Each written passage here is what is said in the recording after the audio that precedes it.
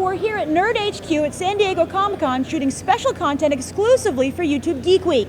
And I'm your Scott Lobdell. And the world's biggest cup. Yes, we're here at Petco Park, so you got a nice sports cup. That is a big cup. It's a huge cup. You know what else? You read a huge number of books for DC. You've written a huge number of books total. That was the best segue I think I've ever, in all my years of being interviewed. I'm a professional, Scott. You want to sip? Oh no, I'm good. Okay. Well, so here's the thing that I think, here's right now the rage is like everyone's trying to get like people who watch the movies and the animation to read comics. Yes. But you were writing during the heyday of that. I went in the other direction. Well, it was huge during the Fox Kids X-Men animated series. Yes. You were writing the X-Men comic that time. Yes, I was. And you were so well liked by the Fox Kids that you actually have a cameo in that animated series. I don't know if I was well liked because I got killed in that cameo. I was brutally murdered in that cameo. Well, so they took a lot from what you were doing, right? Yes, Yeah. Yes, Fitzroy murdered me. So that's an I don't honor. know that counts as the nicest compliment. Hey, you were in there. If I murdered you, would you be like, oh my God, he thinks I'm so cute? Oh, it was an homage. It was an homage. Yeah. Well, tell me, as someone writing at that time, how did you I would balance? never kill her. She's found dead. Don't blame me. And nothing to do with it. It was him. So tell me this though. When you're writing for a comic like that at that time, when you know you have new readers coming in, how do you keep it accessible to new readers but still satisfy your core fan base? I just try to make every single 22 page, at that time it was 22 pages, just try to make each page, each story as fun and interesting as that story. Make the story complete. What a novel idea. Yeah, well, I mean, now they don't do it anymore. Now they stretch it out over, 6 issues or 10 issues or whatever. But I remember when I picked up Avengers 137 where the Beast was trying to join the Avengers. And even though I hadn't read the first 136 issues before that, I was like, oh my God, who is this character? I get that sense that he's joining the team.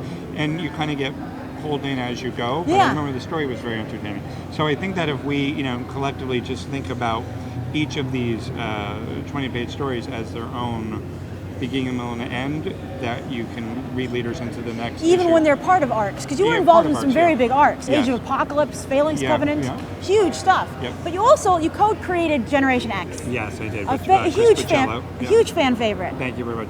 Oh, you didn't say me. You didn't say you were a fan. You said. Oh, I am too. Loved were? it. But you were one of the first people to realize, the first person, that Emma Frost was valuable as a member of the X-Men because she was co-teaching at Generation X. Yes. What made you think of Emma Frost? Why would you she should teach at this school? Well, I will tell you this. I very rarely talk about this, but it's funny because there were times when you'd look at some of the villains who had been in the books up until then, and Emma was an example. Emma and the Hellfire Club. They were always like, oh, the Hellfire Club. The Hellfire Club is here. Oh my God, the Hellfire Club. And I would look at the Hellfire Club and I go, what has the Hellfire Club ever done other than ask X-Men if they want to join? And they say no. I mean, can you think of anybody? Can you think of one thing the Hellfire Club That's has ever hilarious, done? yeah. All they do is like, Storm, do you want to join? Yeah. She's like, no. But similarly, like White Queen, for all her quote unquote evil, I can't think of a single evil thing that she had done up until that point. So it's just by association. But I have to say, speaking of that, Emma Frost, very sexual character.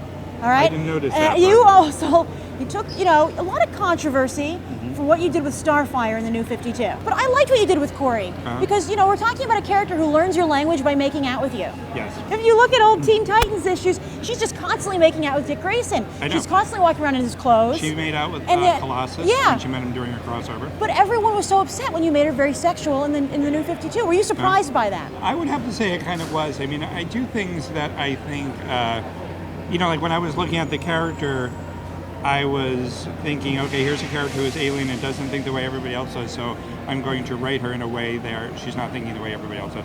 And I don't think of it like, oh my God, this is going to cause the internet to split in two. I just think of like, okay, this is how, I think it should be done as I'm trying to be true to whatever stories I'm writing. So it does kind of surprise me. What mostly surprised me was the use of the word slut as people were defending her. Like, they'd be like, I really like her, she's not a slut. And it's like, well, why are you even using that word? Don't bring it up. Some people who are. Don't bring it up. It's odd. It's like, it's just not it's an odd way to defend somebody, I thought. By slamming someone else. I don't know. It's very Yeah, nice. because if you just bring it up, you're kind of calling it anyway, right? Yeah. Well, I liked it quite a bit. But let me ask you, can you Yes. tell us what your plans are for DC Villains Month? I am exclusively doing the Hell one shot. Well, character you worked or- extensively on already through your Yes, yeah. and the reason why is because I'm involved in a very, very, very, very, very big story that is going to come out very shortly after that that I can't tell you about, but I'll tell you later. Okay. That is making it so that I'm not doing my usual Scott Lobdell, like 2 or 3 books. Like I'm not doing any Titan stuff. I'm just doing. Oh, you're just going to focus on Hell. this because Yeah, it's I'm so concentrating big. on things. It's so big.